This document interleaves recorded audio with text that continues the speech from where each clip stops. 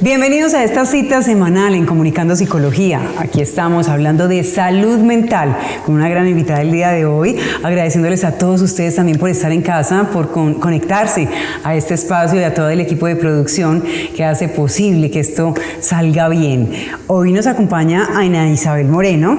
Ana Isabel es psicóloga clínica, una mujer encantadora con la que vamos a desarrollar un tema que me gusta mucho porque tiene que ver con los niños, con la crianza. Y pues en este momento es como definirla bien, ¿cierto? Vamos a hablar de crianza terapéutica, también es una crianza respetuosa, puede ser una crianza positiva, pero tiene sus diferencias. Nos vamos a enfocar en lo que es crianza terapéutica, pero antes de entrar en materia le damos la bienvenida. Ana, ¿cómo estás? Hola, muy buenas tardes.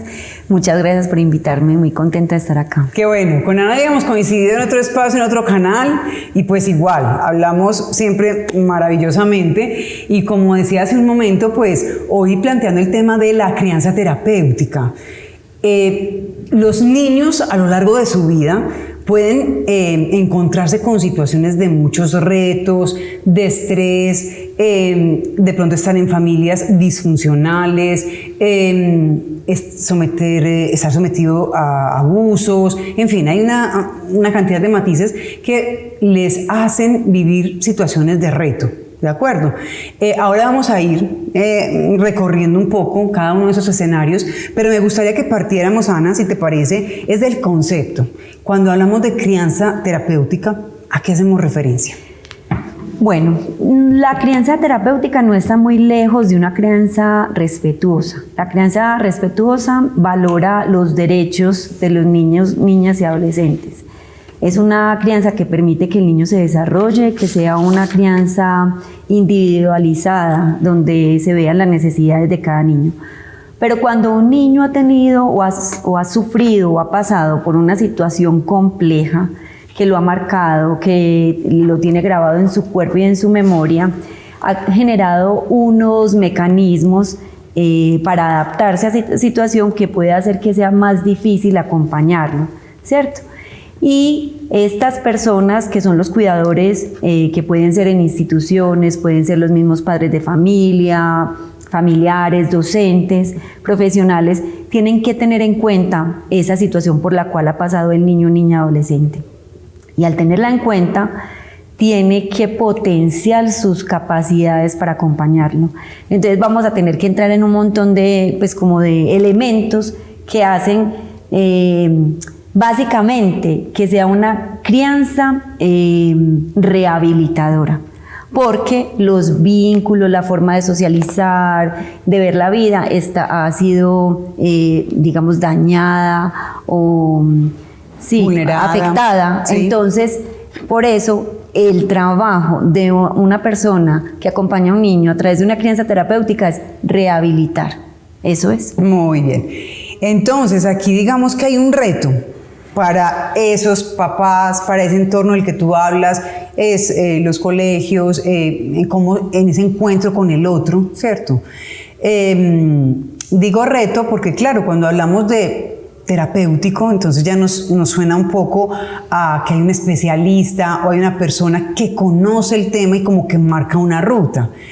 ¿Es así? O sea, cuando queremos establecer una crianza terapéutica con un menor, entonces normalmente tenemos que ir acompañados de un psicólogo, de un mentor, de una persona, o esa persona mayor puede adquirir, buscar las herramientas para ejercer esa crianza con la persona que está educando. Sí, muy importante lo que estás diciendo, Sandra, porque no estamos diciendo usted tiene que convertirse en un terapeuta para poder criar de manera terapéutica. No, usted sí debe capacitarse en el sentido de que si tiene un niño con una condición especial, pues tiene que conocer de eso que el niño está sufriendo, ¿cierto?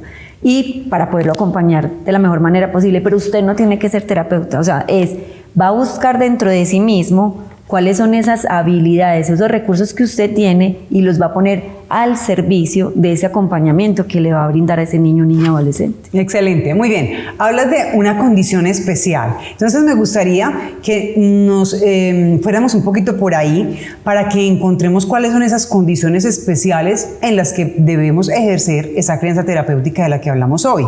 ¿De acuerdo? Entonces, De pronto podríamos mencionar aquí experiencias traumáticas en la vida del menor. Sí. ¿Cierto?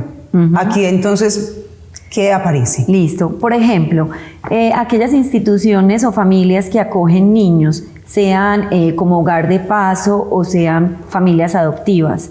Niños que han tenido experiencias importantes de acoso escolar o lo que llamamos bullying. Niños que han atravesado por grandes momentos de, por ejemplo, por una enfermedad importante crónica, ¿cierto? O posiblemente terminal, y que han tenido que estar en muchas hospitalizaciones, o un familiar cercano que es su cuidador y tuvo que tener como una ruptura en esa vinculación. Eso lo afecta. Y hay un autor que menciona que hay un trauma oculto, y hay niños que, a pesar de estar viviendo con sus familias, no están creando unos vínculos, unos lazos estables, porque nosotros como adultos estamos muy distraídos en cosas y no estamos poniendo el foco en lo que realmente es, y es el acompañamiento de los niños, niñas y adolescentes. Tremendo. Entonces ahí mencionamos también problemas de vínculo, lo que estabas explicando. Esos desafíos también en la conducta del menor se podrían también categorizar aquí. Cuando encontramos niños que pues tienen a lo mejor una conducta agresiva o no tienen un comportamiento, digamos, adecuado, es buscar qué es lo que está pasando desde la conducta. Sí. O sea, ¿a qué obedece o a qué hace referencia a esto? Inclusive, ¿sabes qué, Sandra? Yo creo que podríamos meter aquí, que está muy ahorita más documentado, los niños que tienen condiciones neurodiversas, ¿cierto? Niños con autismo, con diagnósticos como oposicionista desafiante, que son de conducta. Entonces, son niños que tienen una forma de relacionarse, pero que si el adulto no la tiene en cuenta, viendo su necesidad específica, pues lo que hace es violentarlo con el acompañamiento más que acompañarlo. O a lo mejor incluso en lo que estás mencionando, cuando no se establece un diagnóstico claro, y a veces ni la misma familia sabe, o sea, quizás es como un comportamiento, es que no sé por qué es así. Entonces, no es como dar las cosas por sentado. Quizá tal vez hoy podemos hacer esa invitación, que cuando veamos un comportamiento en nuestro hijo, en un menor, que se sale como de... No hablemos de la normalidad, o sí, pues... de lo esperable. Exacto, de lo esperable, gracias. Entonces, podríamos aquí analizar que hay especialistas que lo pueden mirar y nos pueden dar una ruta y una luz frente a cómo tratar a ese menor. Sí, aunque quiero traer otra reflexión, Sandra, y es cuando nosotros como adultos no hemos evaluado nuestra propia historia, nuestra crianza, a veces tenemos expectativas distorsionadas acerca de nuestros hijos o a los niños que acompañamos.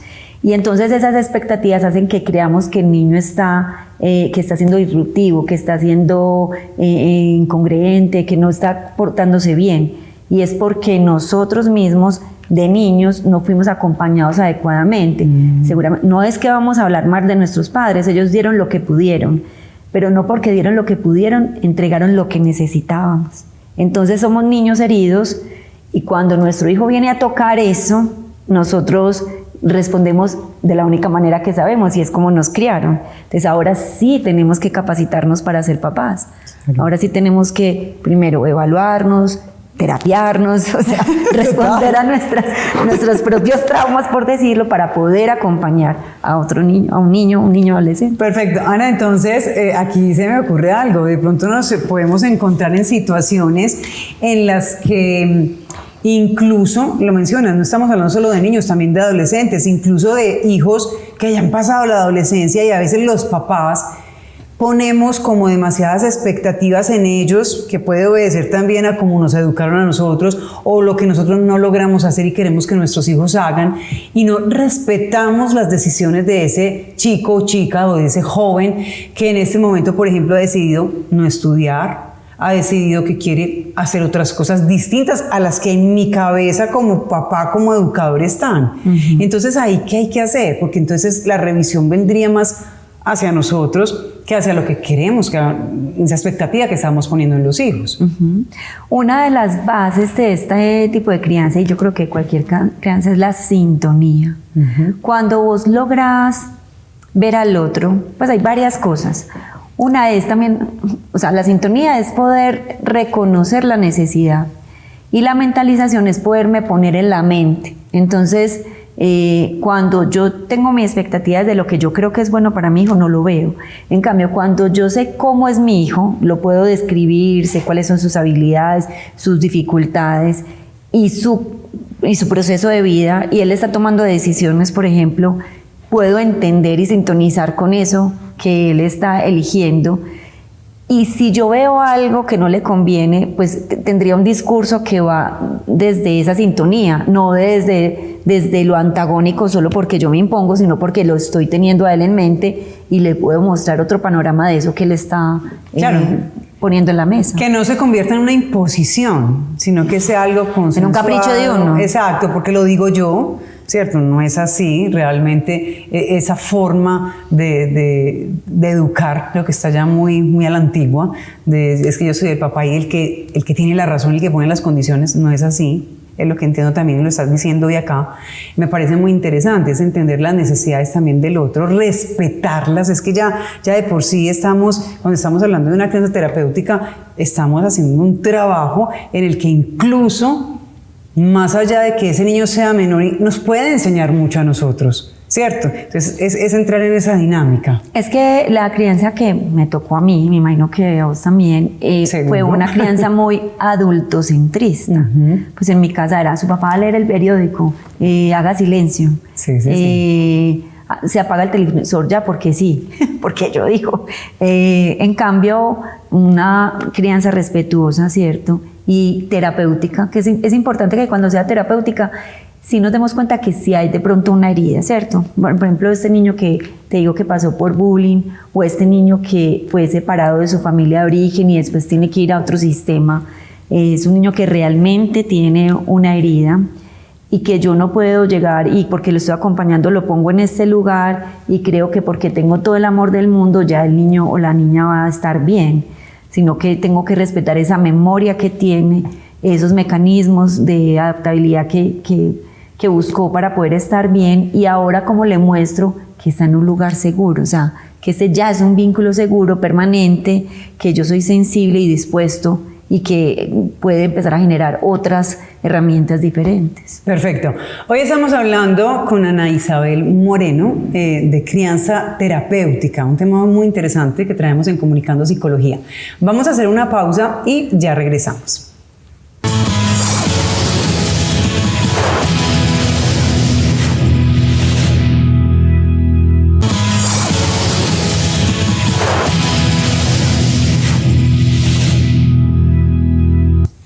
Ana Isabel Moreno es nuestra invitada hoy en Comunicando Psicología. Ella es psicóloga clínica y con ella hablamos de crianza terapéutica. Ana, en la primera parte describíamos todo lo que encierra una crianza terapéutica. No es que usted tenga que ser una persona que trabaje en el sector de la salud mental, no tiene que ser psicólogo, psiquiatra, nada de esto, pero sí valerse de unas herramientas que le ayuden a educar a ese menor que tiene unas condiciones especiales, porque para eso es la crianza terapéutica. Me gustaría que partiendo de aquí hagamos énfasis en esa diferencia, porque se habla mucho de la crianza positiva, de la crianza respetuosa, y estamos hablando de la crianza terapéutica, que creería yo que en un momento dado pueden encontrarse, pero sobre todo para que tengamos como claro la diferencia. Mira, la crianza como tal lo que busca es que el niño desarrolle resiliencia. La resiliencia es la capacidad de adaptarnos y responder a una situación. Cuando el niño hace una relación con su madre o su cuidador principal y se siente seguro en esa relación, puede salir a explorar y empezar a darse cuenta cómo es el mundo y puede empezar a responder a pequeños retos que se van aumentando con el desarrollo y el tiempo. Cuando un niño ha tenido dificultades en esa vinculación y no ha tenido un espacio seguro, o ha pasado de cuidador en cuidador, o por ejemplo ha estado en hospitalizaciones y ha tenido que retirarse de su familia, o ha habido dificultades, es un niño que no ha tenido esa seguridad para ser resiliente, sino que ha tenido que valerse de un vínculo que hace que sea muy ansioso o que sea muy autosuficiente, pero no realmente porque lo sea, sino porque no sabe contar con el cuidador.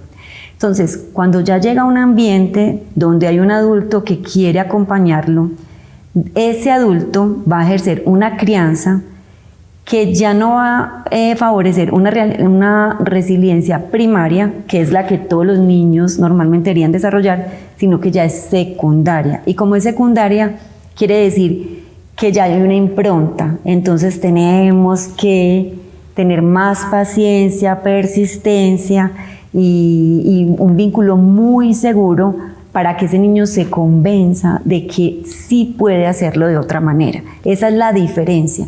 Puede que estemos haciendo lo mismo, pero en la crianza positiva, que puede ejercerse en cualquier momento, en la crianza, digamos, competente de cualquier papá o mamá, es que el niño sea resiliente. En la terapéutica es cómo hacer que se desarrolle esa resiliencia después de que ha habido una impronta negativa. Esa es la diferencia básicamente. Ok, hay como un plus ahí, como hay algo más que hacer, hay que llevarlo como con más cuidado, tener en cuenta cómo han sido esos vínculos, qué ha pasado, qué se puede resolver y cómo le podemos ayudar. Y mira, es que un niño se ha afectado cuando tiene estas situaciones: abandono, negligencia o abuso. Ajá. Y mira, por ejemplo, una mamá que se muere, no quiso abandonar, pero el niño se sintió abandonado. Claro. Estar hospitalizado, un niño que tiene leucemia y que de pronto lo tienen que aislar, esa mamá quiso estar ahí, pero igual el niño se sintió abandonado, ¿cierto? O un niño que tuvo que ser retirado de su familia de origen, es un niño que también percibe abandono. Claro. Entonces, mira que no es que le pasó, que se cayó y se aporrió, eso es importante, pero esto deja una marca como más, una herida como más a flor de piel, sí, exacto. Como que marca más el camino de este pequeño que tiene que resolverlo. Y se puede hacer. Sí. Se puede hacer. Lo importante es entonces que demos herramientas, ¿cierto? A esos padres, a esos educadores, a esas personas que están ahí tan cerca de estos pequeños.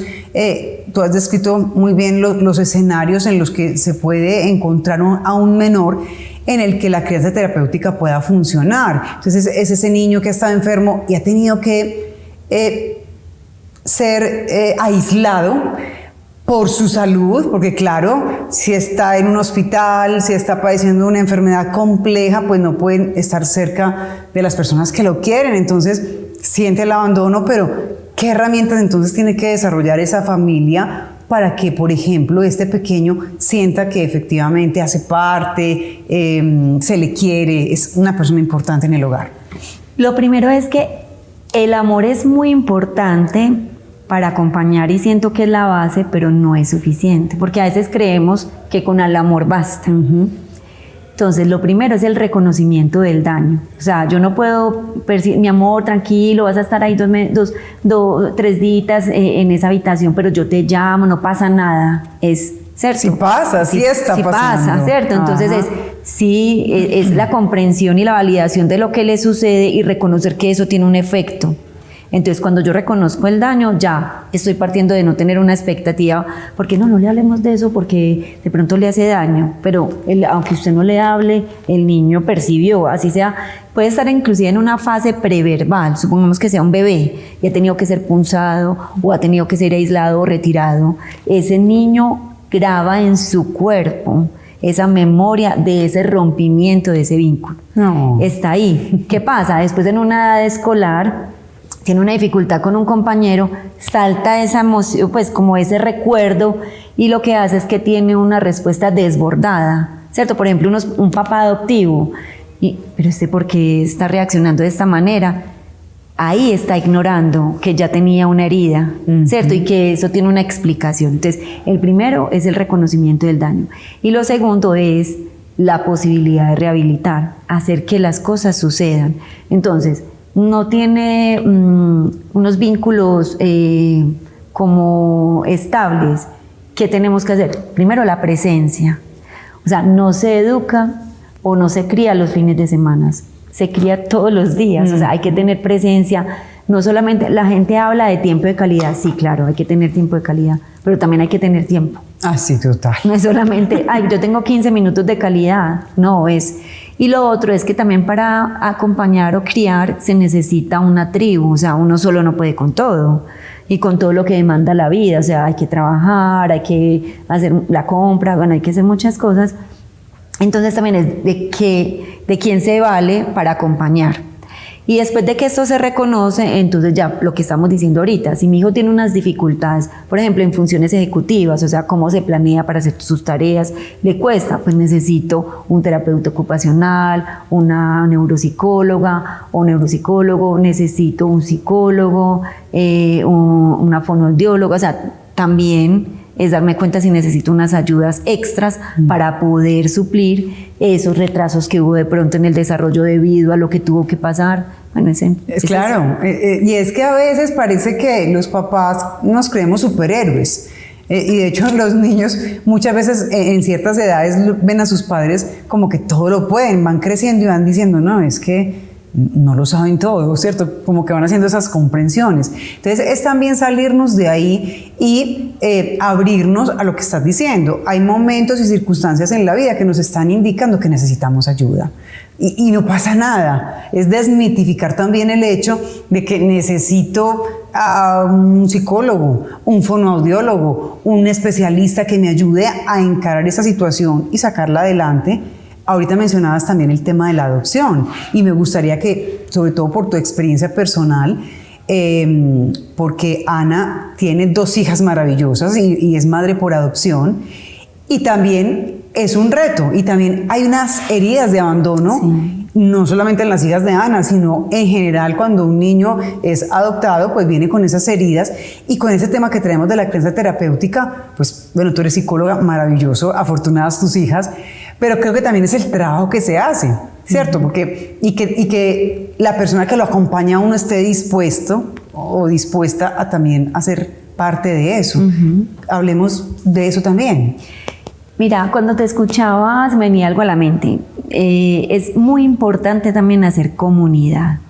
Cuando yo me rodeo de otras mamás, otras familias que están pasando por algo similar a mí, pues me doy cuenta, primero que es normal, o sea pues que, por ejemplo, yo estoy en una comunidad de familias adoptivas y entonces, no, hoy me hizo un berrinche horrible, no sé qué, ay, a mí también me pasó, ay, el mío también lo dispara lo mismo, bueno. ¡Qué alivio! Yo creo que eso es terapéutico. Exacto. Porque te da la sensación de es que no soy la única a la que le pasa esto, y ya no solamente en este caso particular, sino en general. Sí. La vida nos permite, eso cuando hablas de comunidad, nos está permitiendo entender que a través del otro podemos ver un sinfín de cosas y darnos cuenta, caer en cuenta de que no somos los únicos quienes estamos pasando por un determinado momento. Exacto. Y inclusive también nos da herramientas, ¿no? Vení, yo sé que entonces, por ejemplo, yo le empiezo a dar como unas palmaditas y así se calma. Ay, bueno, eso me funciona. Yo fui donde una terapeuta que me ayudó cantidades. Mira, yo me leí este libro, entonces, ¿cómo es? Hablando de la adopción, pues es un poco de lo mismo que habíamos hablado y es, en ese caso en particular, pues ya de entrada, o sea, para que un niño entre al sistema, entre a ser potestad del ICBF, es porque él no la ha pasado bien. Así sea con 3 horas de nacido, o sea, ha tenido dificultades y tuvo que, lo mínimo es separarse de su madre biológica y eso ya deja una huella en él.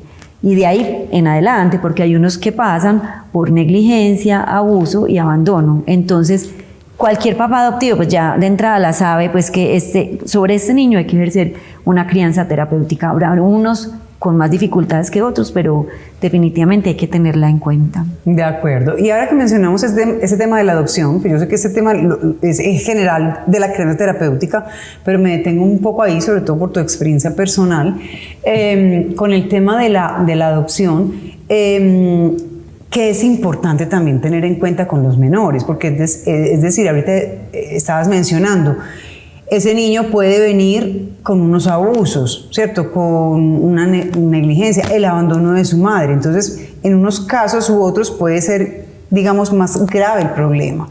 Entonces, en este caso de los papás que deciden asumir la maternidad y la paternidad de este pequeño, conocer esa historia, eso es posible, que se conozca esa historia, cómo fue el vínculo, cómo se estableció, y eso también te da herramientas para enfrentar una crianza terapéutica con los chicos adoptados. Sí, todos los padres adoptivos sabemos algo sobre la historia de nuestros hijos, independiente de que no sepamos muchos, porque hay algunos que no tenemos mucha información. Pero el solo hecho de que ya pasó por el sistema, qué pasó en ese tiempo que estuvo en el sistema, ya sabemos algo. Entonces, lo primero, el expediente o la información que nos dan de nuestros hijos, casi que tiene la explicación a cualquier conducta o dificultad que tengan nuestros hijos. O sea, ahí está la respuesta. Entonces hay que tenerlo en cuenta porque hay papás, de una manera muy romántica, es bonito, pero no es práctico. No, este ya es mi hijo y punto. Y no, o sea, en la adopción como tal, hay que tener en cuenta que no somos los únicos papás que ha tenido este niño, niña, adolescente. Inclusive a veces no han sido solo los biológicos, porque pudo haber sido los sustitutos, puede haber pasado por varios hogares sustitutos, o los cuidadores en una institución que se convirtieron en esas figuras primarias. Entonces, lo primero es eso. Y parte de ese acompañamiento es darle un lugar a esas personas para que ellos se sientan acogidos en todo lo que ha sido su historia. Entonces, esa es una clave, es reconocer la historia previa de nuestros hijos, porque eso nos da las pistas para poderlos acompañar adecuadamente. Perfecto. Ana, se nos está acabando el tiempo en este espacio de Comunicando Psicología. Hoy hablando de crianza terapéutica, me voy a quedar con algo bien importante y bien interesante que dijiste, y es que el amor no es todo. O sea, que a veces romantizamos mucho, incluso, y ya no solamente en el tema de la crianza terapéutica, en las relaciones de pareja, en las relaciones con el otro. Parece que siempre decimos, el amor es todo y el amor es suficiente. Sí, es muy importante. Es muy importante, pero no es lo único ni es suficiente, porque hay casos muy particulares. Me gustaría que, ya a manera de conclusión, nos dejaras aquí unas recomendaciones, algo que tú quieras dejarnos, una conclusión final frente al tema que traemos esta semana. Cuando sientas que tu hijo, tu hija o ese adolescente que acompañas tiene una dificultad y te desborda, no dudes en pedir ayuda. Eso es importante. Y hay personas que estamos capacitados para poderte dar un norte. Entonces, no lo tienes que hacer solo. Déjate guiar, ¿cierto? Y capacítate en esa situación específica que tiene ese niño o esa niña que estás acompañando. Perfecto. Redes sociales. Listo. Conectarte _adopción_consciente en Instagram, o Conectarte Medellín en Facebook. Perfecto. Ana Isabel Moreno, nuestra invitada hoy en Comunicando Psicología. Gracias, siempre bienvenida. Muchísimas gracias por invitar. Y ustedes también, gracias por estar ahí, por acompañarnos este ratico. La verdad es que he disfrutado la entrevista muchísimo, se me fue volada. Yo seguramente, pienso que seguramente a ustedes les pasó igual. Nos vemos nuevamente en otro espacio de salud mental. Cuídense mucho.